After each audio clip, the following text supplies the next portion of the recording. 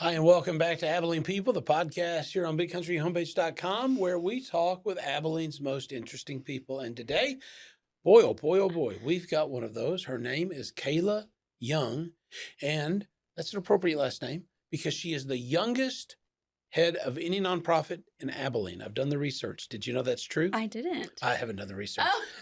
And it may not be true, but even if it's not, don't you wish it was? I share a good stage with a lot of young people. There are some really talented young leaders in Abilene, but you're one of them. Well, thank you. You are ahead of and we're going to get there. We'll talk about the nickel a lot because that's what you're doing. You're immersed in the nickel. That's right. And I'm interested, don't let me forget to ask, what is the nickel exactly? What does it mean to have a national center here? So, but before we get there, you are married and you have a little boy. Yeah. Tell us about them. Oh, I would love to. How much you love them. Well, I am married to my high school sweetheart. We started dating in 2014 at Abilene High School. Go Eagles. And he is now the band director there at Abilene High. He's a percussion director. So if you have a kiddo in the Man or Craig percussion or Abilene High percussion, then my husband gets to hang out with your kiddo every day. And then my son... Can I ask you a question? Yeah. So you're married to a drummer. Yes. Does he sit around and do this all the time? Oh my gosh. It honestly doesn't drive me as crazy now, but when we were first dating, like the steering wheel, the dining table, oh my goodness. That's funny. Yeah, it's fun. A little bit of that ADHD, comes through, but he's... Okay, I saw a deal the other day I need to share with you, Okay. and it was about a little boy who, when he was little, I'm like 18 months, started banging trash can lids and buckets and everything around the house and the coffee table. That's so funny. And so they got him little drumsticks, and he just kept doing it. And then they bought him a little drum set. Oh, my goodness. And now it's a time-lapse kind of deal. Now he's like in junior high, and he's an ace drummer. Professional, yeah. Yeah, so what about So your funny. little boy? Well, we have a little book at home, a picture book. Goes back to my thing. And it's called Everything's a Drum. And it's about his pots and pans and the water in the bathtub, and his toothbrush makes a funny sound. So it's Everything's a Drum. And that's true. Everything is a drum in our house. Does Barrett, your little boy, want to drum? Well, it's funny. My husband says that he actually is really hoping he's a bassist because that's what he really needs to fill out his band that he has with his friends. Okay. So he's really hoping for a bassist, not a percussionist. So Drew is already thinking about a few years down the road. He gets free labor in his band out of your son, so he's gonna push him toward being a bass. Right, bass but player. I'll tell you, my little one is. I'm sure everybody's 2-year-old boy is active, but I feel like I have the most active toddler in the world. We're hoping for an athlete. He is fast. He is strong. If he can jump off of it, if he can run into the street, he's really trying to die probably every day. But it's funny, isn't it, how some kids are geared that way? Oh, you my say that. You goodness. say that. We have friends whose little boys described just like that. Yes. And they said he has a death wish every day. He jumped off the roof with a towel thinking it would be a parachute. Gosh. And he didn't get hurt. And they said that was the worst thing that could have happened. And even when he does get hurt, he's fine to do it again because it was so fun. He's like, oh, no lessons learned here. But okay, so we have a newly hired a digital anchor here who used to be on air here, and I don't know if this is announcement or not, but Brittany Paletz, she'll be doing a digital show and a podcast about moms. She needs to have you on it. Man, I am knee deep in momming right now. Yeah, for sure. You should be one of her guests. Oh, I would love that. I'll mention that to her. I love hanging out with y'all. So here's the thing: you have a husband, you have a little boy. You're from Abilene. Yep. Do you feel like everywhere you go, you see people you know? Pretty much. I do, but I would have it that way. I love all of my different roles. I love being all of those roles at all times. I love always being a mom, whether I'm home or at my job. I love always being the Nickel Executive Director, whether I'm home or at my job. I think that's so great. So is it true, you went to Nickel camps when you were a little girl? I did. You have the first book you ever had autographed by an author was at a Nickel camp. It was. And you still have it. I do. Yep. And do you have any idea? I'm sure you do know the book and the author, and is that author still around? Like if you called up the author and said, I need to have you back. That would be great. It's Why Did the Chicken Cross the Road? So back then, I'm a longtime Abilene Performing Arts Company dancer turned teacher. And so back then, the Nickel and APAC did a joint camp. So we would do the theater part, and then the nickel side, we were like creating the sets or reading the picture book that the production was based off of. And so it was Why Did the Chicken Cross the Road? And I remember my grandparents actually bought the book for me so I could get it signed when the artist was there. I'm pretty sure it's Gerald McDermott, but I'm sure our exhibitions and collections director will call me on it if it's wrong. You are a really multi-talented person because you sing and you play instruments and you dance. I used to, yes.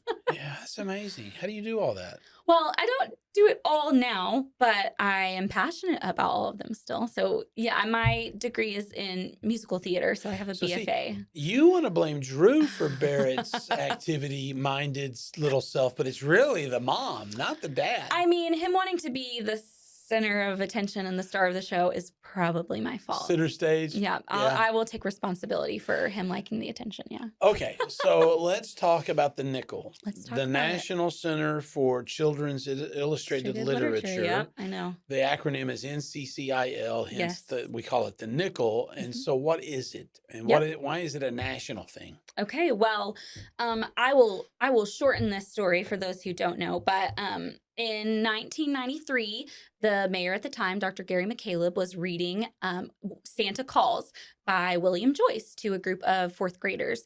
And he noticed that the setting for the book was in Abilene, Texas. And he told his assistant, hey, you need to find this guy and get him on the phone. I want to talk to him.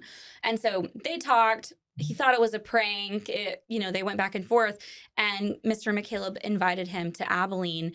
And so wait, Mayor McCaleb calls up William Joyce, and William Joyce thinks it's a prank? Thinks it's his buddy just pulling his leg. He's like, there's no way the mayor of Abilene, Texas, a town that I just plucked off the map that started with A, and I could picture, a western little town, would be calling me. And Mr. McCaleb was like, no, I want you to come here and see for yourself this place that you plucked off the map. Great.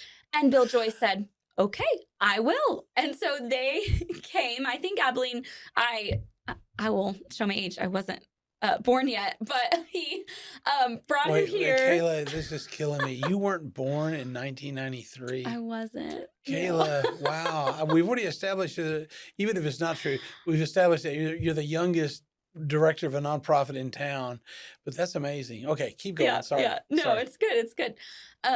So he came here. I think we, some Abilene folks threw him a little thing. And then I believe Gary told me they were maybe out at the expo. I think there was like a rodeo going on, and they were sitting on the bleachers, and he said, hey, I just have a question for you.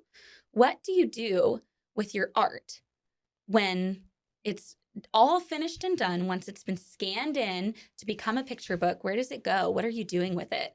And he said, oh, it's just under my bed and in my closet right now. And Gary thought, man, that is such a disappointment, because these are beautiful pieces of art. They're not just little digital sketches, and they're original works by a professional illustrator. And I think there's something there. And so there were a lot of people kind of involved in this like ground level idea to bring up from the ground a place where children could go to be inspired to read and be creative through the picture books rather than the words. Not that the words aren't important, but, we see, I'll take Abilene Independent School District, for example, 60% of those kiddos come from a Hispanic home. So we have a huge group of kiddos who are bilingual. We have a huge growing number of kiddos who struggle with dyslexia or have some type of learning disadvantage. And what better to unite all of these things? What transcends language and disability than art and creativity? That's a language that we all can speak. We all can understand a story through the pictures. And so can we put together this idea, this organization where every child can be a reader regardless of the words on the page? And so they brought to life the nickel. It was founded in 1997. And then we received our building, the Rhodes building, which was the original Grace Museum garage, and then the Rhodes Auto Garage. And they transformed it into this beautiful museum that we have now. It is a beautiful museum. It is a beautiful museum. I've been privileged to go there several times. Yeah. And pardon me, you're open every day pretty much. We're open Tuesday through Saturday. And so people can go in there Yep. when you're open, and there's a store where you can buy books. And Yep. last time I was in there, you laughed because I was so taken by the little golden books. Oh, And yeah. you have like 2 racks of them, We and they do. look exactly like they classic. did when I was a kid. Yeah. And I also was not yet born in 1993. when You're only 25, right? Yeah, thank you. Plus a few. But yeah, back in the 60s as a little boy Mhm. consuming books, Right. little golden books were it, man. And Mhm. they still publish them? Yeah. Or is that a rack of, those are racks of like No. vintage books? No, those are But they those are look the new. same. Yeah, they do look the same. We try to keep some of the classics on hand, but I mean, I've got a Taylor Swift golden book at home. Wait, Taylor Swift, there's a golden book about Taylor Swift? There's a golden book about everybody, Danny. I don't remember that Well, one. not I me, just, but I just remember the little train that could, Yep, and yep. the little Pokey Puppy. The Pokey Puppy, Yeah. those are very Those are popular. standard. In fact, there's a whole Pokey Puppy series. you know. Yeah, they have. There's Yeah. like a spring one and Yeah, a fall and yeah. a Christmas, Yeah, and that's fun. Yeah, That's they're cute. fun. Okay, so what you started? I'll talk a little bit about your role. Then I want to talk about your favorite stuff at the Nickel. Yeah. You started working part-time for the Nickel, I did. and then you moved into like development director for the Uh-huh. Nickel. And whenever somebody's the development director, you can always tell in their CV what's next says how good they were at development, because what was next was you became like the assistant director of the Nickel. So that's a Mhm. big deal. And then the interim director when there was a Yeah. vacancy, Yeah. and now you're the director. Yes. So did you think that was your career path?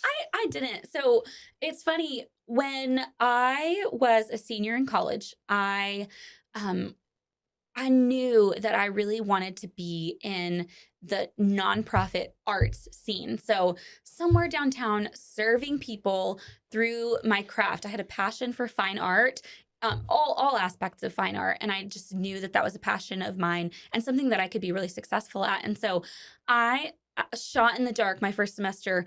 I knew that the job hunt was coming, and so I just sent bulk emails to the Paramount, to the Grace, to the Cultural Affairs, to the Nickel, Trish Dresson at the Nickel.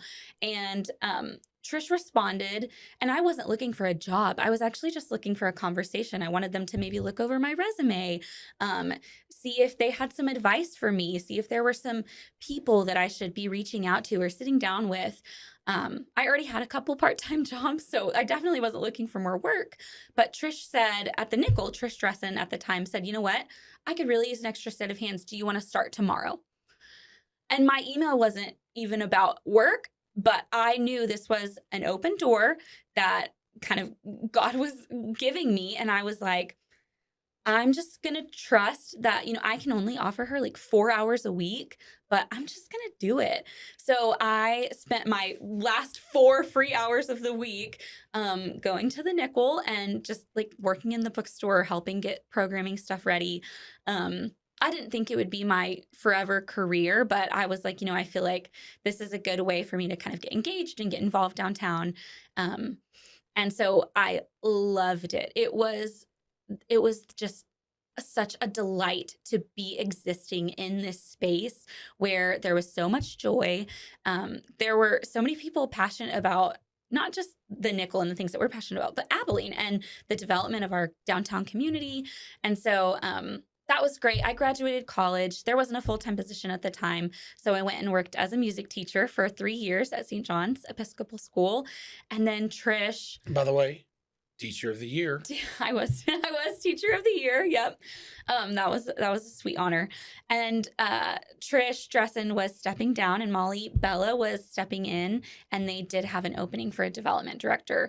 And they reached out and said, you know what? If you would be willing to come back to the Nickel, we would love to have you. You just gave a master class that everyone who is looking for a job or will be looking for a job should take right there. So send out some emails, network. Somebody says, hey, I'm interested. Show up. Right. Trust Talk the to open them. door. Yeah. Trust the, Yeah. Yeah. Absolutely. Because Wow. the worst thing I got were no responses to an email. That's fine. It's not going to break me. Yeah. So I did development. I started full-time back at the Nickel in 2022, and then yes, became deputy director.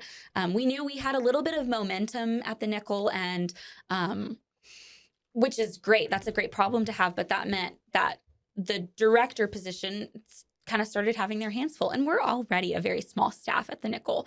So for me to take on a little bit more responsibility in the fundraising and development side was really valuable. And then the board allowed me to step in as interim director, which was wonderful for me because it kind of gave me this grace period. I didn't know if I was going to get the job. I was applying just like everyone else. And I did. I went through the application process and I went through the interview process. But during that interim time, I knew whether this is the job for me or not, whether this is what it looks like when it comes time, this is valuable experience for me. I am gaining boots on the ground, foundational nonprofit leadership experience. And if I go back into my development role, that's fine. I'm at a wonderful place. If I have the opportunity to step into the executive director role, that's great. I've been given a grace period to learn from the people around me before I take the reins. Well, it's really clear to see your passion. And when I attended one of the events at the Nickel, right after, it might have been the first big event with an artist after you had become executive director, the chairman of the board stood up and said, we had this search, and it really was a big search, and we were looking everywhere. And then we realized the most qualified candidate was right here, and we hired Kayla. And I thought, what an affirmation. And look, it's clear you love what you're doing. I'm sure they love you. You're doing a good job. Look, if I write a book and I illustrate it, can I get we're going to write and putting you to the test. Probably not. Probably not. See how good but you I are? can tell you. See how good you are? I know. See? I can tell you why, though. Yeah. That's fantastic. Okay, what's your favorite part about the job now? Okay, wow. Well, this kind of goes back to our mission. The best part of the job is that the Nickel is accessible for literally everyone. We are free, and that is unique. But there is an advantage to becoming like a patron, right? Yes. Oh, okay. Absolutely. Yeah. Right. We've got memberships that are great. But the best part of the Nickel is that if that's not an option for your family, you can still come and experience it. And I firsthand get to watch children experience fine art, experience a day with their families that cost them nothing. To go somewhere else for a family if you're a big family, a family of 6, it can be costly to have a family day or to go somewhere and make some memories. Not that that's not worth it. It absolutely is. Every entity in town is worth visiting. But we have a unique opportunity to open our doors at no financial barrier, which is incredible. So, are the exhibits there? You have some permanent exhibits? So we have a permanent collection of pieces that artists have donated to us. But for the most part, our exhibits rotate. So we've got about 3 new ones a year. And then we try every few years to have an exhibit of those permanent pieces. It's kind of interesting that William Joyce had told Dr. McCaleb that, it's under my bed and it's in a closet, because I remember one of the artist's stories, and I can't remember who told it. You may have told me the story. It might have been Molly, I forget. But one of the artists you guys had mailed his art to you, wrapped like in just like plastic bags or something. Yeah. And then you guys took great care in mailing it back. But I think sometimes the artists are very humble. And it's just like, it's something I created and I moved on to the next thing. Right. So you guys are able to take that and honor that and give that a space. That's really kind of cool. Yeah, that's another unique position that we have, is not just supporting our community, but we are supporting the artists and the illustrators, because the way that this career, specifically the picture book industry, is set up is that, whatever they're creating, it's not intended to be viewed that way. It's intended to be viewed in a picture book, printed, edited alongside words. And so sometimes there are mistakes in the original one that they go back in and fix later in edit. That's not its its intended form. And so we get to remind them that and validate that they are a professional working illustrator. You are doing important, valuable work right there at the foundation with your pencil and paper, with your paintbrush. This is worthy of viewership, worthy to be framed professionally and hung on a wall for people to experience in that way. Because there's something different. I mean, you can look at a picture on your phone of a piece of art, but if you travel to New York and you go to the Met and you see a piece of art on the walls, it makes you feel differently. It translates differently because that's how humans experience art. And so when we get to support the artist and do it like that more formal process, it is more powerful and it does translate differently to us. So how often do you have events for children that are beyond just being open, Yeah. and a family comes and they see the exhibits, Mm-hmm. or shop and get a little golden book? Mm-hmm. I had no idea there was a Taylor Swift golden book. I But know. I'll get you one. Really? I will. Signed? Working on it. I mean, by you. We're not. I'll sign it for you. So how often do you have these events? Mm-hmm. And by these events, I mean, you'll have special events like on a Saturday Mm-hmm. for kids, Yep. but then you'll have big events Yeah. that are kind of really intended for adults Mm-hmm. to come and meet the author and get a book signed. Yeah. How often? It's a great question. So every single Saturday, this is kind of one of those more passive events, but every Saturday we have a new art project that's inspired by a new book every week that families can come in and create that art project. So that it still takes a lot of work, even just to formulate a new project and, a new. And you do it every Saturday? Every single Saturday. Like tomorrow, what are you doing? Tomorrow, we're actually, Nickelodeon is kind of hosting this day of play. And so we're partnering in that direction. And all of the different tables in our art studio are going to have a different art play. So we've got Play-Doh, we've got collage, we've got all different things. And what ages would show up and have fun? Yeah. So specifically for our Family Fun Saturdays, we love them because they are there's a variable in every single project that we do. So we ensure that it's good for, I took my 8-month-old and he, just kind of scribbled, but it was still good exposure. It was still fun for him. So, infant all the way up to, we have grandparents that really get into it because creation is for everyone, right? So being creative and utilizing and expressing yourself is for everybody. I know that sounds cliche, but that's kind of the point of why we put it out there on Saturdays, because it's truly a family fun Saturday. We genuinely tailor these projects to make sure that every single person can really enjoy themselves. That's really fun. So we do that on Saturdays. And then we do these big fundraising events 3 times a year that kind of coincide with the exhibition that we're opening. And so those are usually like a dinner or a luncheon or something like that brings people in, kind of gets to pull back the curtain on the artist. They're almost always there. Yeah, and they're very accessible. They are. And that whole weekend, that's kind of the point. That whole weekend, we're bringing in, I'll give this coming weekend, for example, we're bringing in an illustrator. Her name is Juana Martinez-Neal. And so Thursday, she's doing a school tour for 200 middle schoolers from AISD. Then Friday, we've got a luncheon that's celebrating women who are advocates for literacy. And then Friday night, we're doing a university workshop. And then Saturday morning, she's leading a children's workshop and then signing books for the public. And we're doing a big special Family Fun Saturday. And the zoo is coming and the Master Naturalists are coming, and we just try to pack as much as we can while they're here, because how much more impactful is an event when you get to meet the celebrity or the person. We recognize this at CAF. When we bring an artist directly in front of these kids, it's great to pick up a picture book and know, oh, this one's done by Matt Phelan. But what happens when you get to meet Matt Phelan? How much more inclined are you as a young, impressionable child to want to keep reading all of his books and learn more about him and learn more about his career? So bringing those artists here is really valuable and necessary to our mission.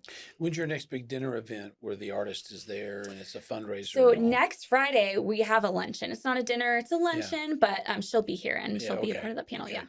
So sometimes you have those in your space Mhm. inside, Yep. and then sometimes you block the street off and have them outside. That's a lot of Yeah, fun last too. year we got to do a street party with Rafael Lopez, and that was really special. We really try to change it up, get creative. What are people interested in? What would be impressionable? What would be exciting for them?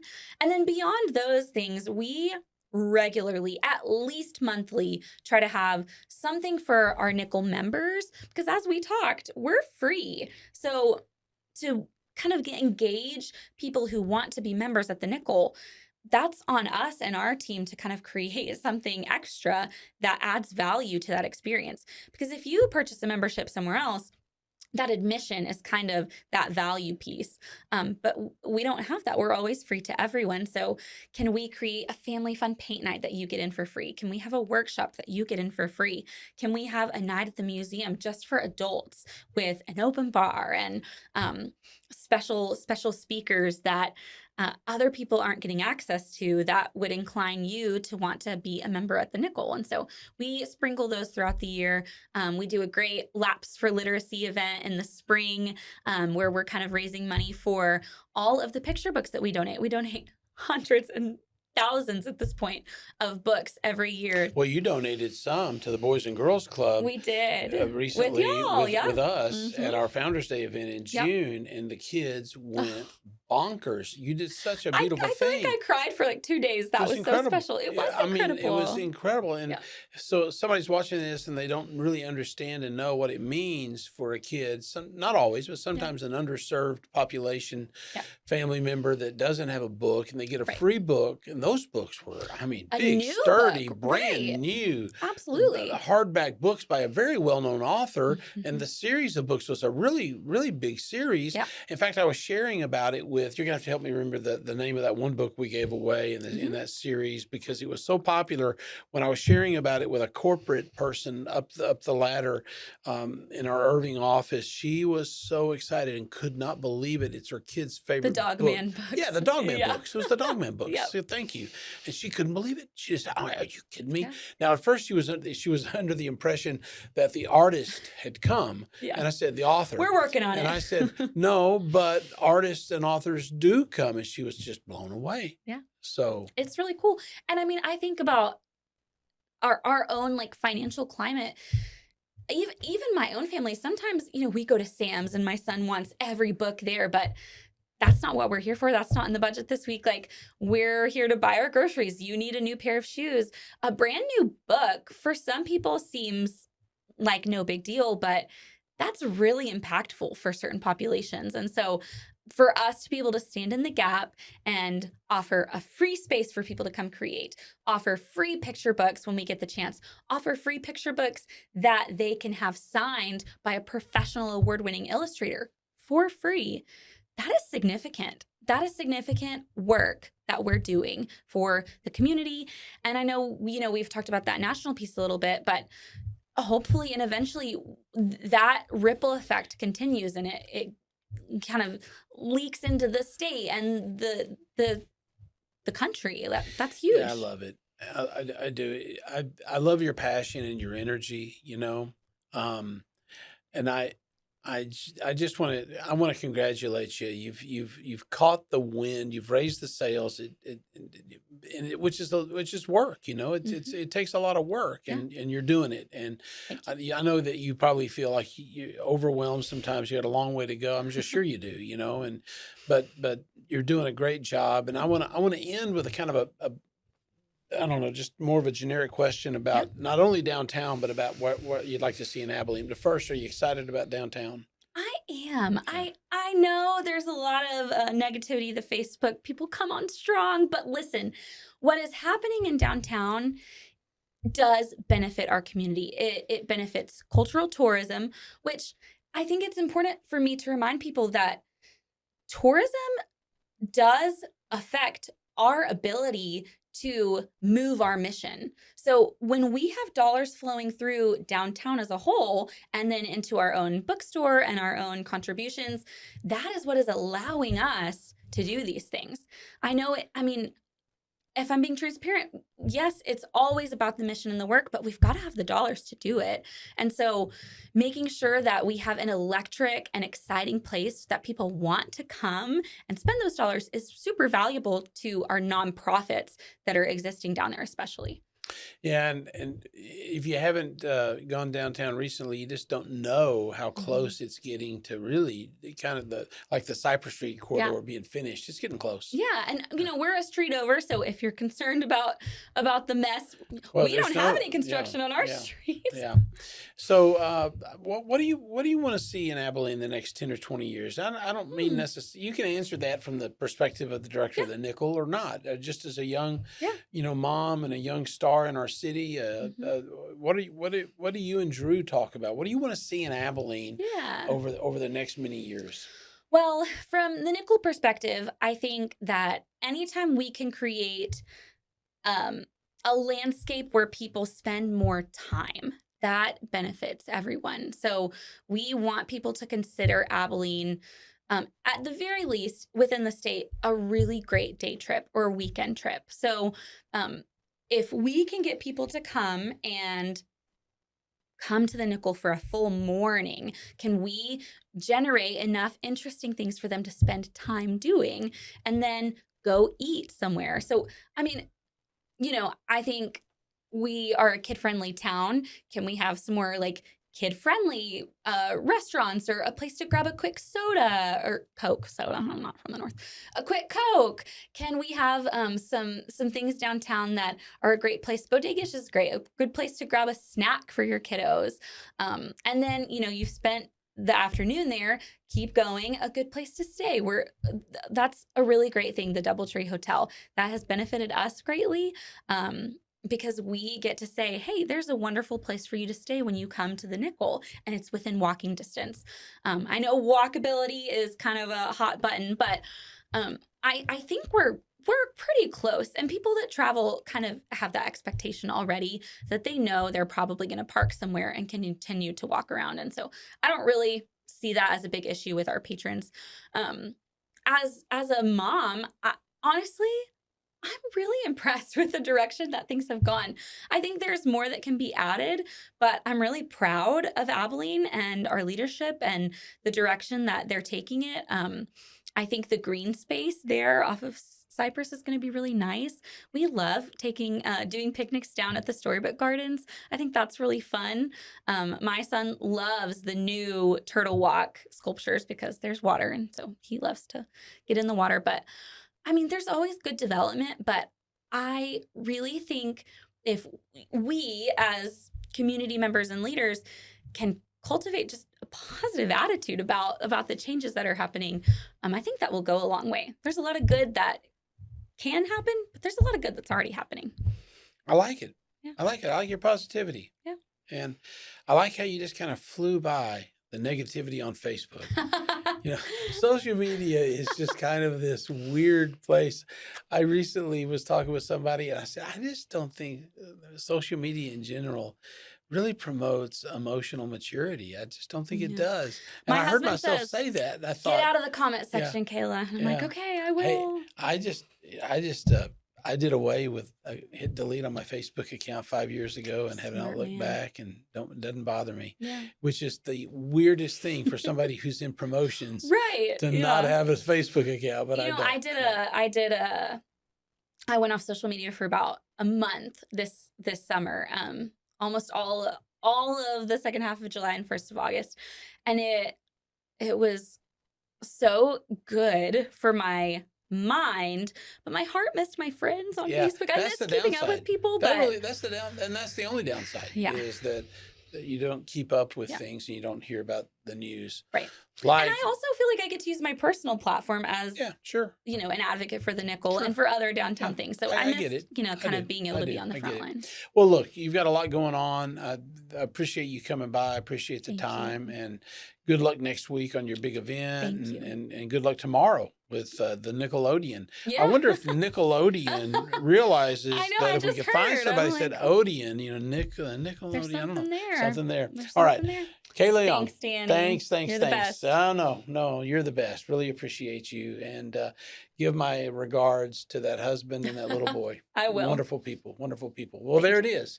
And give my regards to all of you who are watching. I don't know, that didn't sound right. I thank you, all of you who've watched the podcast today. And I will give a shout out to our ace producer, Travis Corrigan. Travis is always the guy over there switching things around. You don't get to see him, but soon, I promise you, soon, you will see Travis. In fact, next week in a podcast right here at this desk in this studio, we'll get somebody else in here, maybe Daryl Smith, to run the switcherboard, because Travis will be in one of those chairs over there with a special guest talking about the future web and the future of digital technology. That's right. Our own producer, Travis Corrigan. But thanks for tuning in. Thank you again, Kayla Young, the executive director of the NCCIL, the National Center for Children's Illustrated Literature, located right here downtown Abilene. And I'm your host, Danny Sims. We will see you next time here on BigCountryHomepage.com. Thanks.